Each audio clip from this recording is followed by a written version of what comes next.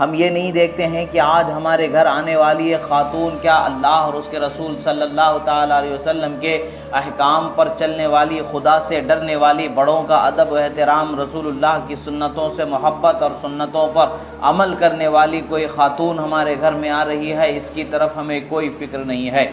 آج زمانہ اس قدر غفلت کی طرف بڑھتا جا رہا ہے کہ آج دیکھا جا رہا ہے یا تو کسی کی خوبصورتی کو دیکھا جا رہا ہے، یا تو کسی کے بڑے خاندان کو دیکھا جا رہا ہے، یا تو کسی کے مال و دولت کو دیکھا جا رہا ہے۔ حالانکہ یہ دیکھے جانے والی فطرت، یہ عادت دنیا کی قدیم زمانے سے چلی آ رہی ہے۔ انہی چیزوں کو دیکھ کر کے زندگی انسان بڑھانے کی کوشش کرتا ہے، یا تو کسی خوبصورت عورت کی خوبصورتی سے متاثر ہو جاتا ہے، یا کسی مالدار کی مالداری سے، یا پھر کسی بڑے گھرانے کی عورت سے متاثر ہو کر کے نکاح کر لیا جاتا تھا۔ یہ اسی زمانے کے، اس زمانے میں بھی، قدیم زمانے میں بھی یہی معاملہ و رواج تھا۔ تبھی تو ہمارے آقا و مولا رسول اکرم صلی اللہ تعالیٰ علیہ وسلم نے ارشاد فرمایا کہ تنکح المرأۃ علی ثلاثہ وفی روایت علی اربعہ، فرمایا کہ عورت 3 خوبیوں کی وجہ سے عورت سے نکاح کیا جاتا ہے۔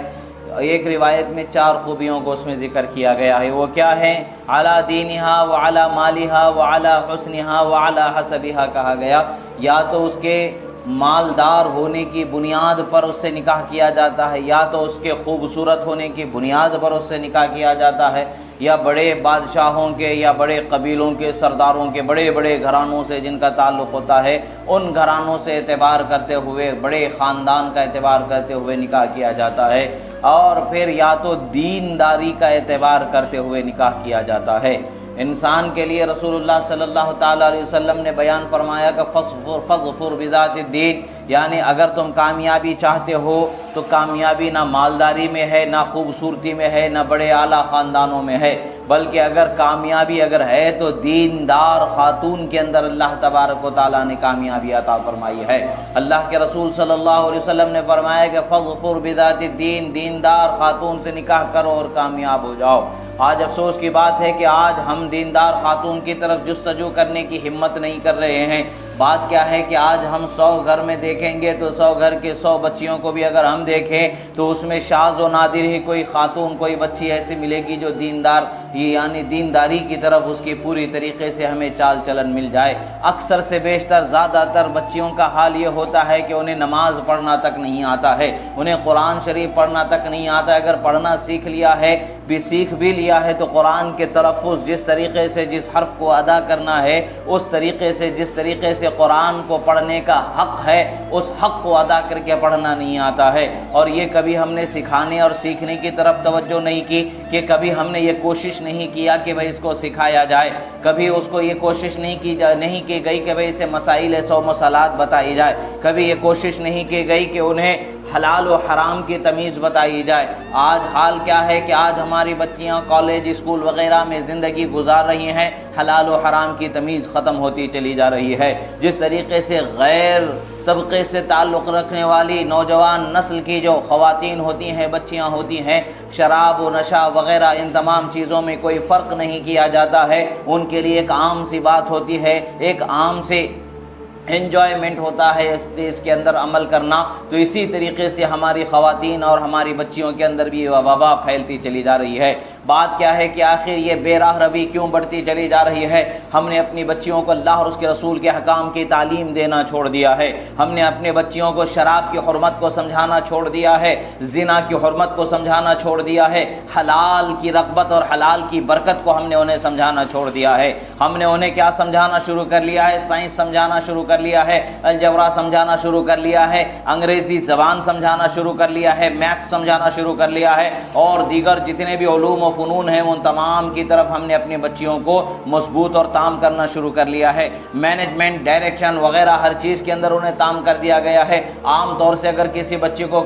کسی بینک کے مینجمنٹ کے اندر چھوڑ دیا جائے تو بہت اچھے طریقے سے اس کو ہینڈل کر لیتی ہے، ہر طبقے سے آنے والے، ہر قوم، ہر ذات سے آنے والے آدمی سے وہ ہینڈل کر لے گی، اور اس کے ساتھ اچھے طریقے سے ویوہار سے پیش آئے گی، اور بینک کو ایک پروفٹ پہنچانے کا جو اس کا ذمہ ہے اس ذمے کو پورا کرے گی۔ ہم سمجھتے ہیں کہ یہی کامیابی ہے۔ عزیزو یہ وہ کامیابی نہیں ہے جس کے لیے انسان کو اللہ تعالیٰ نے پیدا فرمایا ہے۔ اللہ تبارک و تعالیٰ نے تو انسان کو پیدا فرمایا ہے تو ارشاد فرمایا وما خلقت الجن والانس الا لیعبدون، ہم نے انسان اور جن کو صرف اور صرف ہماری عبادت کے لیے پیدا فرمایا ہے۔ اللہ کی وحدانیت کے قرار رسول اللہ صلی اللہ تعالیٰ علیہ وسلم کی سنتوں پر زندگی گزارتے ہوئے ہماری حلال و حرام کی پاکیزہ زندگی جو اللہ تعالیٰ نے ہمیں دی ہے تمیز والی، اس تمیز کے ساتھ زندگی گزارنے کے نام کامیابی ہے۔ ہم اس چیز کی طرف نہیں بڑھتے ہیں۔ وہی خاتون جو ایک بینک مینیجر ہو کر کے پورے بینک کو سنبھالتی ہے، علاقے کے ہر قوم ہر طبقے کے لوگ کو وہ برداشت کر جاتی ہے،